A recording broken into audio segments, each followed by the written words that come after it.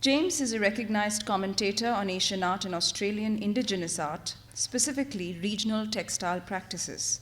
His lecture today, titled Treasure Ships, Art in the Age of Spices, will take us through the magical, intriguing age of trade and encounter. I now invite Mr. James Bennett to deliver the 26th National Museum Lecture. Thank you to the National Museum of India, also to two very important regional museums that have major collections of Indian Christian art dating from the 16th, 17th century. That's, of course, the Museum of Christian Art in Goa and the Diocesan Heritage Museum in Bombay, which is a little known but extraordinary collection of Indian art of that period. Spices. This was the first time in the Southern Hemisphere this kind of exhibition had been delivered. There's, of course, been major exhibitions in the Northern Hemisphere, in the States and United Kingdom. There was East-West Encounters. There was Passage to India in Brussels. There were a number of major exhibitions on East-West Encounters, but never one in the Southern Hemisphere. So when I had the idea for this exhibition, I felt that we in Australia are in a unique position to actually present an exhibition like this. You know, I remember years ago an Indonesian writer described us as the white tribe of Asia.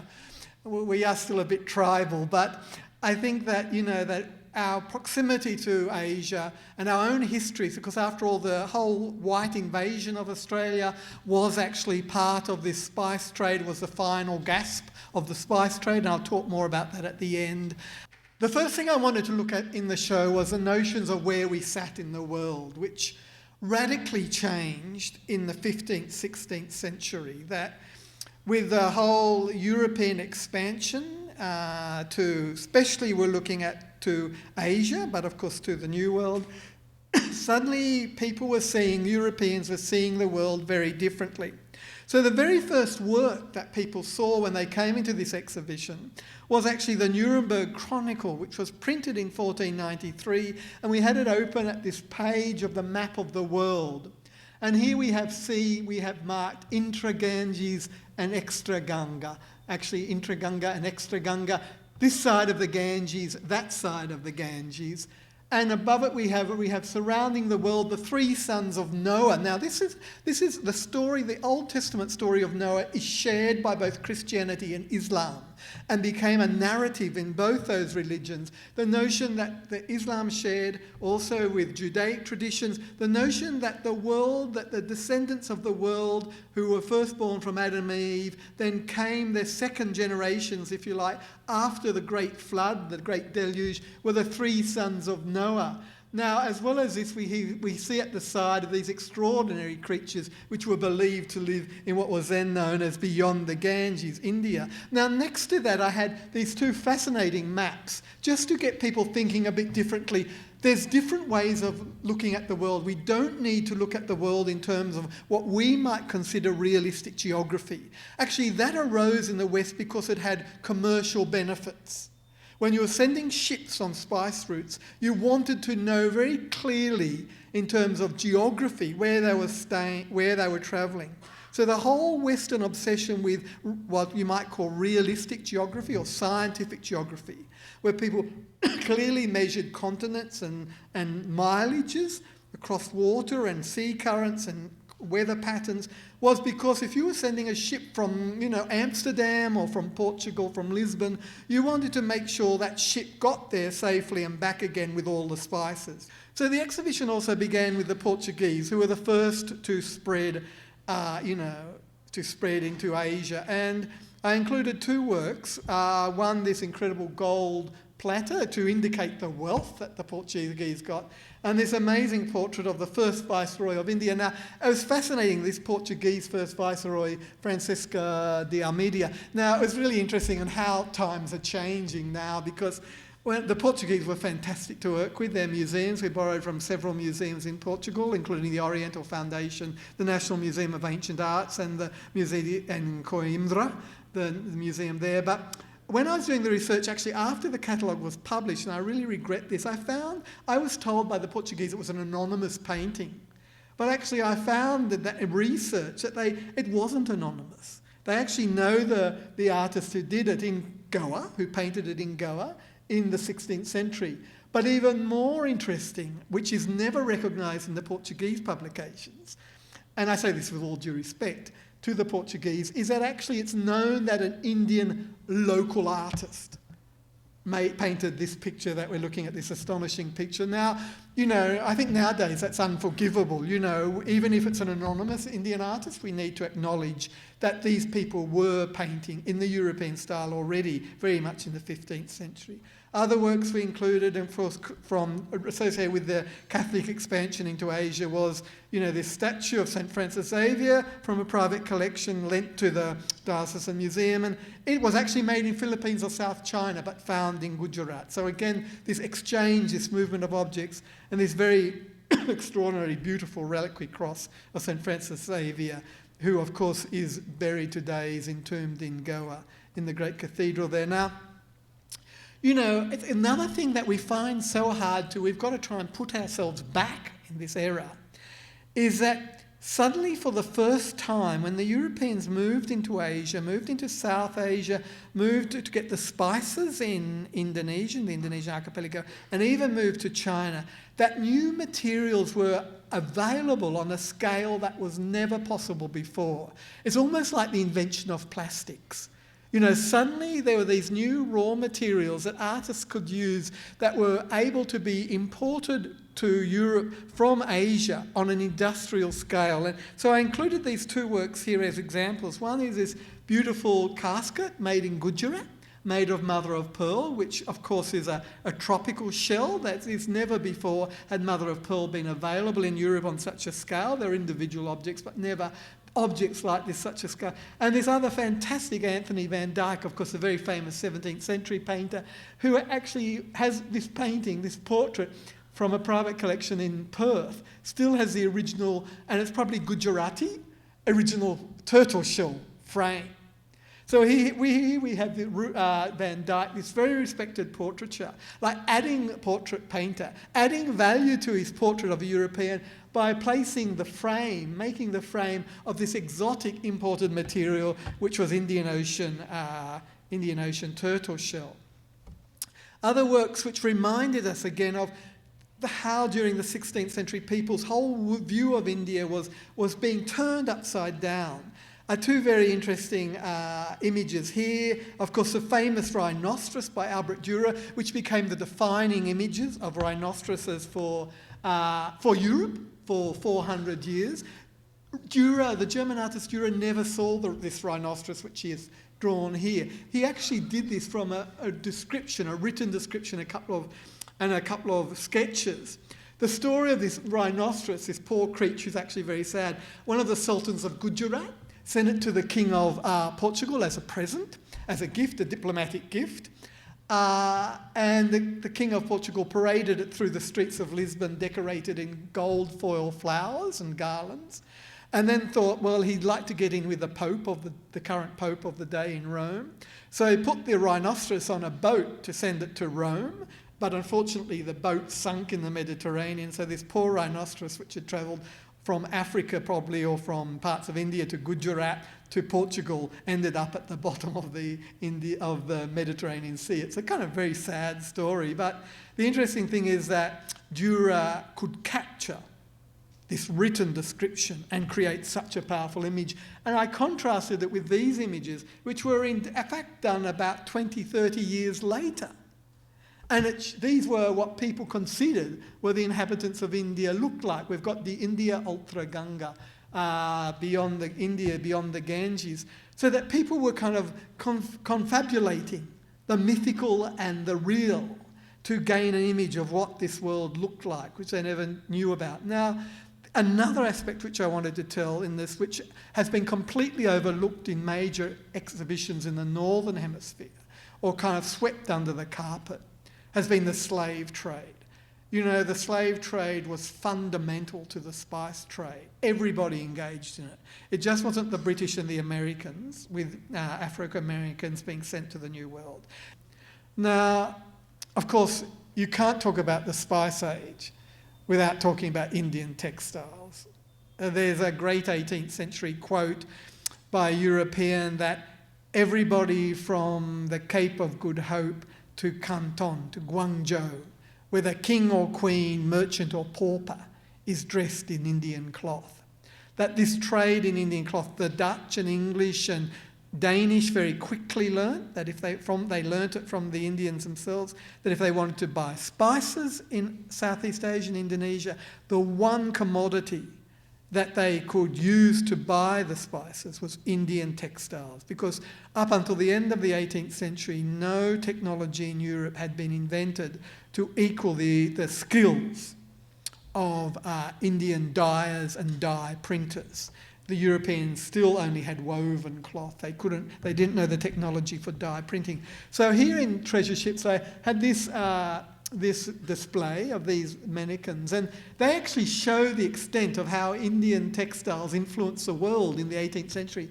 These pieces are all 18th century. This is about this is a bit later, about 1810. I'll talk about this one in a moment, but these ones, I was delighted to this. I managed to quieten our conservators. I don't know whether there's any conservators in the audience, but, conservators are very precious about, fabrics. But I said to our conservators, look, I want to use these 18th century cloths to actually dress up somebody to how a sultan, an Indonesian sultan, would have looked in the 18th century. So then behind it in the exhibition, we had these European paintings from the same period. Depicting the paintings. This character, in fact, was standing on a Persian carpet or Indian carpet, and these other characters. So that I tried to set up in this space of an exhibition to get the sense of a palace of the period, a European palace, and just what kind of Asian objects would be there. We also had kind of Indian fabrics which were traded to Indonesia. As I mentioned, this wonderful cloth traded clearly an Indonesian design, traded to Indian design, traded to Indonesia. That's typically Indonesian. We know that they were sending cloths across to India to copy, and the Indonesians have actually laid it in gold leaf. Now, you probably know it. To an Australian audience, I have to explain why the gold leaf is put just in this particular pattern, but I probably hear for women who wear saris and that I don't need to explain that. In fact, they've left without the gold leaf is a part that would have been folded over. So the gold leaf is only the exposed part that we see down here. And also these palampor. This is an Indian 18th century Indian tree of life. This is an Italian copy of a tree of life design. And that was an Indonesian carving copying a tree of life design. So I mentioned the Japanese connection with Indian textiles. I mean, even for me, this was a bit of a surprise. In the exhibition, we included this Coromandel Coast, this Tamil Nadu, Andhra Pradesh, 18th century textile, which had been made up into a tea ceremony mat for use in the tea ceremony in Japan. I talked about this thing, how art can document relationships between coloniser and colonised. And it's very interesting. We had these two lots of images. One's from Lynn Shotton's very famous travel account of the voyage of the sailor Lynn Shotton. And these are depictions of Javanese, and he comments in them that they're an obstinate and stubborn people. And I had this next to this wonderful, this is mid to late 19th century, but the clothing they're wearing is actually 17th century Javanese. These are depiction of Dewi Sri. Now, immediately Dewi Sri invokes, Hindu deity. But actually, of course, after Hinduism and Buddhism came to Java, then Islam came, and Dewi Sri did a bit of a makeover, and she became a jinn, a spirit in Islamic cosmology. And it was believed she was a seventh generation descendant of the Quranic Adam and Eve, Adam and Hawa. So we have this Hindu deity who then kind of became an Islamic jinn, a spirit, who was a descendant of Adam and Eve and also an ancestor of the Javanese sultans. But getting back to just the extraordinary dignity of these two objects, these two sculptures, they're almost life-size. One of them's wearing a Gujarati patola. This is a Gujarati patola. And, of course, a Turkish hat. But, the Europeans very rarely ask themselves, well, why were these people so stubborn and obstinate? Maybe they didn't want us here on their land, taking their land. That it was a question, that is raised when you look at objects like this. That often, only one side of the story is told. And certainly I felt this was a shortcoming in exhibitions on this topic in the Northern Hemisphere. This is a painting called The Landing of Tuban from the Tale of Panji. It came from the collection of a very famous Australian artist who lived in Bali, Donald Friend. And it depicts, it's a very famous story about Prince Panji. It's actually set in medieval times, but the late 19th century artist has included in it Dutch soldiers. And here, very interestingly, there's a Dutch soldier trying to dance with a local. It's a bit, those who've been to Bali, it's a bit like the grotesque performances you see tourists doing with local dancers, where they get up and try and dance with the local dancers. But here you see the Europeans are helping the Balinese offload, or Prince Panji offload objects from the boat. But up here, the palace, the Klungkung Palace in Bali, and very interesting in the background, there's a Dutchman trading in opium. And you see these overweight, very indolent Klungkung courtiers kind of out of their minds on opium. That, of course, the whole Dutch trade, like in the trade in opium in India and in China, had a completely... It's worse than what the amphetamine ice epidemics is now, or the heroin epidemics that we find besetting all societies at the moment.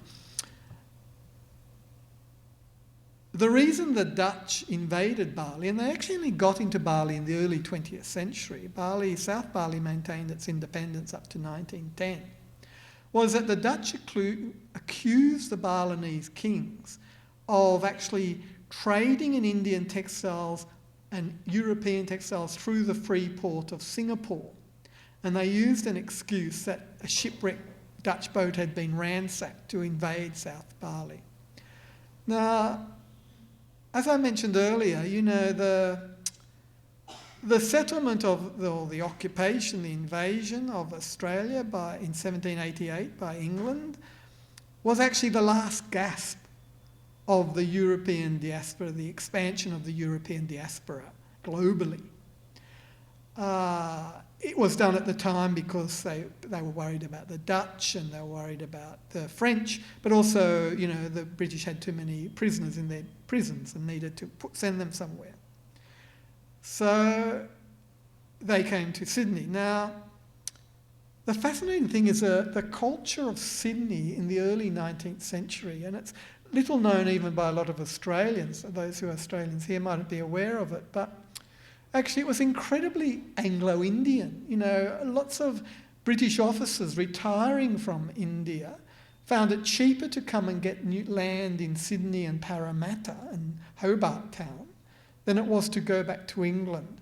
And we find accounts of Indian servants coming. Certainly the clothing people wore, a lot of it was Indian clothing, because the closest ports to Sydney and to Hobart, the new settlements, wasn't London, but of course Calcutta and Bombay.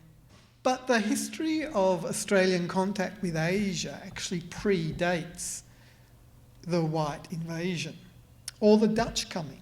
The Dutch were periodically shipwrecked on the west coast, and we included in the exhibition objects from the Batavia that was shipwrecked off the West Australia coast. That was en route to a Dutch ship on its way to Java, to the Dutch East Indies. But we're not sure how long this had been going on, possibly about 1,000 years. Indonesian sailors had been sailing down to northern Australia to fish and do a bit of, trading on the side with local people, trading for turtle shell, for trepang, and other things. Now, this contact probably accelerated in the 17th century when the Dutch finally took over the great ports of Makassar and other great trading sultanates, and forcing the fishermen to actually go further afield. And they went as far as here. They went along the whole of the north coast. They sailed right round here, the Indonesians, before the Europeans arrived. They called Australia Maragay. That was the name of Australia. It wasn't called New Holland, or as it was later became, or Australia. It was called Maragay. So the oldest name for our continent by an outsider is actually not Australia or New Holland, but Maragay. Possibly, we as curators aren't allowed to have favourites in exhibitions. If you're doing a show, the most fatal thing is to build up a love affair with one object. It's as disruptive as infidelity is in real life, because you've got a duty to present all objects equally and try to show the best about each object. But one object which secretly I was in love with through the whole show isn't actually from the Age of Spices, but again is from 1948, but I included it in the exhibition. And this is from Yirrkala, it's a Yolngu people. Now, the Yolngu people had such contact with Indonesians that today, even today, we as white Australians, if you go into Darwin, a northern city like Darwin, and you hear people talking Yolngu Mata, the indigenous language of the North Coast, Arnhem Land, they refer to us as Balanda. And Balanda actually is Indonesian, Bahasa Indonesian, meaning Dutchman. So still today, the indigenous people of Australia call us, who are Anglo-Saxon descent, Dutch people. Because of this history, this pre-English history of contact they had with Dutch people through the Dutch East Indies. And you get situations like where I lived on Melville Island, money, the Australian dollar was called rupiah, after the Indonesian rupiah. It was still, when people were talking tiwi, they wouldn't talk about dollar, they'd talk about rupiah. They call it baju, shirt, lipa canoe. But now, a lot of this knowledge is still today considered sacred. It's not public knowledge. It's not knowledge that can be discussed by non-initiated males. But part of the totems, the ancestral totem for one Yolngu moiety, is the stingray. Now you might say, well, what has the stingray got to do with Indonesian fishermen coming down and with the wet season? Well, in fact, the stingray move into the mangroves to breed at the beginning of the wet season. So in Yolngu cosmology, in indigenous Australian cosmology, the breeding of it was that synchronistic view that everything that happens at the same time is inherently interrelated, like Jung talked about in synchronicity. So that the fact that the stingrays would move up into the estuaries to breed in the mangroves, the fact that the rain clouds would build up, the monsoon build up and the rain bursts would begin, and the fact that the Indonesian sailors came at the same time was all seen as equal. And of course, Flinders who met, he included in this show this very rare drawing done from life in 1803 when Flinders, the first man to circumnavigate Australia, the first Englishman, he met a Macassan captain, and we included in this show this very precious, rare drawing of his encounter with a Macassan. And, he writes quite respectfully of this Macassan captain. The Macassan captain, Pabasso, was clearly a man of charisma. They sat together on the boat talking for several hours. Fortunately, Flinders' cook could speak Malay, could speak Bahasa Indonesian, they could communicate. And then they parted ways. And so this was the first encounter by an Australian of an Asian coming into our waters, a kind of journey which has become so problematic in Australia in recent years. So this was a record. And William Westall, the artist, who was Flinders' artist, records in his diary that he sat on the boat sketching this Indonesian on that day in 1803, making this rough sketch of him as he just talked with Flinders, and they exchanged maritime knowledge.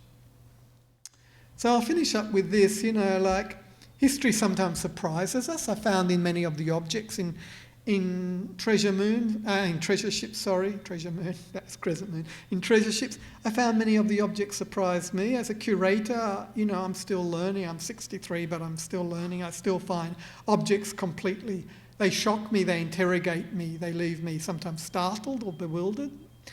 And places are like that too. And it was funny because, I live in Adelaide, and if you travel about 2 hours north of Adelaide to the Flinders Ranges, there's this mountain peak called Dutchman's Stern in a very dry part of the Flinders Ranges. They're incredibly beautiful, but it's very dry country, barren desert country. And when I first found out about this mountain called Dutchman's Stern, why on earth was this mountain, especially as it's kept its name, where so many in Australia, so many place names are now being reverted to their original indigenous name and terminology, like Ayers Rock we now refer to out of respect for the Warlpiri people and Pitjantjatjara people, we call it Uluru. We don't call it the European name. But this has kept its names Dutchman's Stern, and actually I subsequently found out that Flinders, on that same journey, he met that Macassan captain when he was circumnavigating Australia, came round past what is now Adelaide and saw this mountain. He could see it from the sea. He could see it like about 10 miles from the sea, rising up above the landscape. And it reminded him of the Dutch East Indies boats that traded spices from Batavia to Amsterdam with their high prows in the back. And we had this boat painting in the exhibition. Hence he called it Dutchman's Stern, after the Dutch East Indies spice boats. So that's all. Thanks for your patience. Thank you.